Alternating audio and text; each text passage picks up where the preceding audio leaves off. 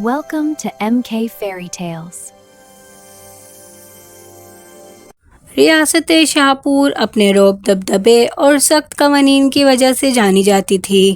یہاں کے سلطان معظم جاہ اصولوں کے اتنے پکے تھے کہ ان کے سامنے کوئی اونچی آواز میں سانس بھی نہیں لے سکتا تھا۔ ان کا ایک لوتا بیٹا تھا، شہزادہ دانیال، حسن اور بہادری کا شاہکار تھا، لیکن محل کی شان و شوکت اور شاہی آداب نے اسے حد سے زیادہ خاموش اور کسی حد تک مغرور بنا دیا تھا۔ وہ ہر وقت اپنی شاہی ذمہ داریوں، جنگی مشقوں اور ریاستی امور میں مصروف رہتا۔ اس کے لیے زندگی صرف ایک ڈیوٹی تھی جس میں جذبات کی کوئی جگہ نہیں تھی۔ ملکہ عالیہ اپنے بیٹے کی اس بے رخی سے اکثر پریشان رہتیں اور چاہتی تھیں کہ دانیال کی شادی کسی بڑی ریاست کی شہزادی سے ہو جائے تاکہ اس کے دل کی ویرانی ختم ہو سکے، مگر دانیال کو محل کی بناوٹ اور شہزادیوں کے نخروں سے سخت بیزاری تھی۔ سردیوں کے دن تھے جب محل کے باغات اور اندرونی حصوں کی صفائی کے لیے کچھ نئے ملازمین کو رکھا گیا۔ انہی ملازمین میں ایک 18 سالہ لڑکی بھی تھی جس کا نام نورین تھا۔ نورین ایک غریب کسان کی بیٹی تھی جو اپنے بیمار باپ کے علاج کے لیے شہر آئی تھی۔ اس کی آنکھیں ہرن کی طرح معصوم تھیں اور اس کے چہرے پر ایک ایسی اداسی تھی جو کسی زیور کی محتاج نہیں تھی۔ نورین کا کام شہزادے کے خاص کتب خانے کی صفائی اور وہاں کی شمع روشن کرنا تھا۔ وہ صبح سویرے جب پورا محل سو رہا ہوتا کتب خانے میں آتی، کتابوں سے مٹی جھاڑتی اور وہاں پھولوں کا گلدستہ سجاتی۔ وہ اکثر کتابوں کے خوبصورت سرورق دیکھ کر حیران ہوتی کیونکہ وہ پڑھنا نہیں جانتی تھی، لیکن علم کے لیے اس کے دل میں ایک عجیب سا احترام تھا۔ ایک دن شہزادہ دانیال رات بھر جگنے کے بعد صبح سویرے کتب خانے میں آیا۔ وہ تھکا ہوا تھا اور اپنے سر درد سے پریشان تھا۔ جیسے ہی اس نے دروازہ کھولا، اس نے دیکھا کہ ایک لڑکی کھڑکی سے آنے والی دھوپ کی کرن میں کھڑی بڑے غور سے اس کی تصویر دیکھ رہی ہے اور اس کے چہرے پر ایک معصوم سی مسکراہٹ ہے۔ تم کون ہو اور شاہی کتابوں کو چھونے کی ہمت کیسے ہوئی؟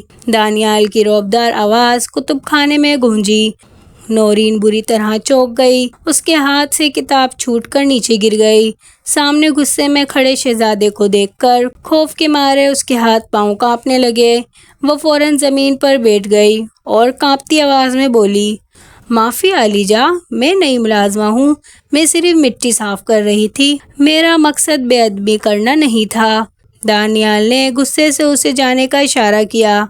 نورین الٹے قدموں روتی ہوئی وہاں سے بھاگ گئی، لیکن اس کے جانے کے بعد دانیال نے جب وہ کتاب اٹھائی تو اس میں سے چنبیلی کے خشک پھول گرے جن کی خوشبو پورے کمرے میں پھیل چکی تھی۔ دانیال کو پہلی بار احساس ہوا کہ اس بے جان کتب خانے میں کوئی ایسی روح آئی ہے جو یہاں زندگی بھر رہی ہے۔ اس واقعے کے بعد دانیال کا دل اپنی مصروفیات میں نہیں لگ رہا تھا۔ وہ جان بوجھ کر اس وقت کتب خانے کا رخ کرتا جب نورین وہاں کام کر رہی ہوتی۔ نورین شہزادے کو دیکھتے ہی ڈر کر ایک کونے میں کھڑی ہو جاتی اور سر جھکا لیتی۔ ایک شام جب نورین محل کی بڑی بالکنی میں فانون صاف کر رہی تھی، اس کا پاؤں سیڑھی سے پھسلا۔ وہ نیچے گرنے ہی والی تھی کہ ایک مضبوط ہاتھ نے اسے کمر سے تھام لیا۔ وہ دانیال تھا۔ چند سیکنڈ کے لیے وقت جیسے رک گیا ہو۔ نورین نے گھبرا کر اپنی آنکھیں بند کر لیں اور جب آنکھیں کھولیں تو شہزادے کی گہری آنکھیں اسے ہی دیکھ رہی تھیں۔ اگلی بار احتیاط کرنا، دانیال نے اسے سیدھا کھڑے کرتے ہوئے نرمی سے کہا۔ یہ پہلا موقع تھا جب دانیال کے لہجے میں غرور کی جگہ فکر تھی۔ نورین نے آہستہ سے کہا، شکریہ شہزادے۔ اس کا یہ چھوٹا سا جملہ دانیال کے دل میں اتر گیا۔ اسے محل کی بڑی بڑی محفلوں کی تعریفیں اتنی اچھی نہیں لگیں جتنا نورین کا یہ سادہ سا شکریہ لگا۔ دانیال نے محسوس کر لیا تھا کہ وہ نورین کے بغیر ادھورا ہے۔ اس نے ایک نیا طریقہ اپنایا۔ اس نے نورین سے کہا، اگر تم اس کتب خانے میں کام کرنا چاہتی ہو تو تمہیں ایک شرط پوری کرنی ہوگی، تمہیں پڑھنا لکھنا سیکھنا ہوگا۔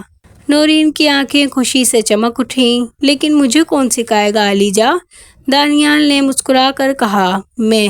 اور یوں شاہپور کا ولی عہد روزانہ رات کے پچھلے پہر دنیا کی نظروں سے چھپ کر ایک ملازمہ کو الف با سکھانے لگا۔ پڑھائی کے ان لمحوں میں ان کے درمیان طبقوں کے فاصلے مٹ گئے۔ دانیال نورین کی ذہانت اور اس کی سادگی کا اسیر ہو گیا، اور نورین کے دل میں شہزادے کے لیے ایک ایسی محبت بننے لگی جو خوف سے بالاتر تھی۔ ایک رات جب نورین نے پہلا پورا جملہ لکھا، محبت سب سے بڑی طاقت ہے، دانیال نے اس کا ہاتھ تھام لیا اور کہا، نورین، تم نے بالکل ٹھیک لکھا۔ میں اس ریاست کے تاج و تخت کا وارث ہوں، لیکن میرا دل تمہاری اس سادگی کا غلام بن چکا ہے۔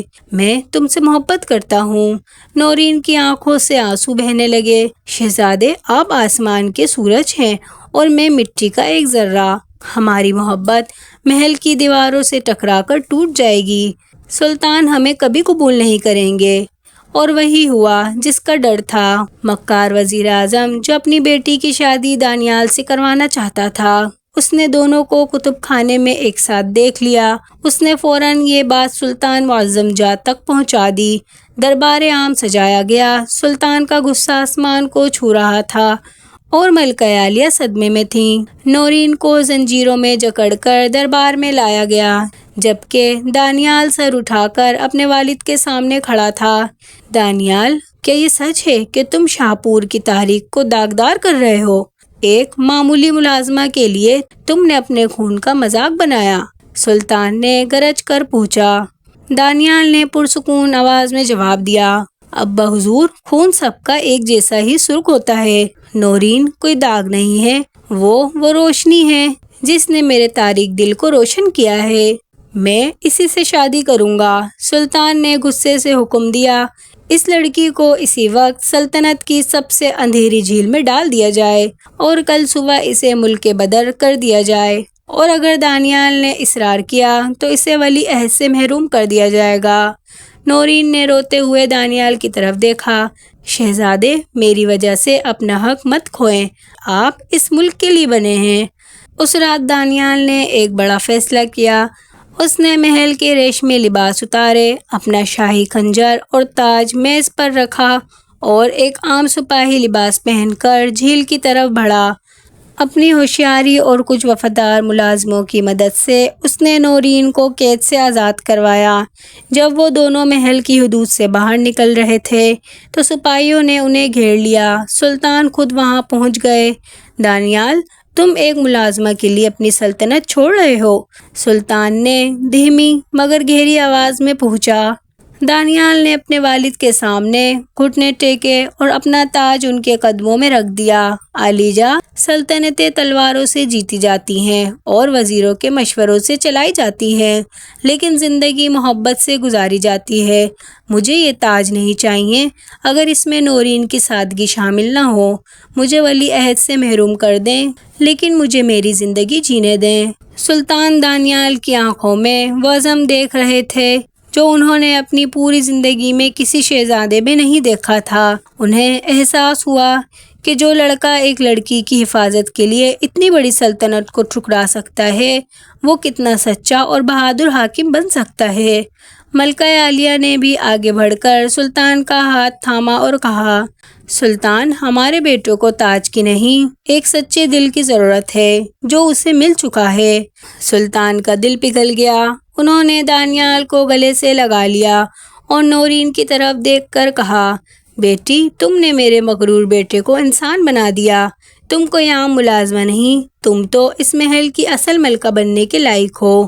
شاہپور کی تاریخ میں وہ دن سنہرے حروف سے لکھا گیا جب ولی عہد شہزادہ دانیال کی شادی نورین سے ہوئی۔ نورین نے ملکہ بننے کے بعد بھی اپنی سادگی نہیں چھوڑی۔ اس نے محل کے دروازے غریبوں کے لیے کھول دیے اور سلطنت میں لڑکیوں کی تعلیم کے لیے کئی کتب خانے بنوائے۔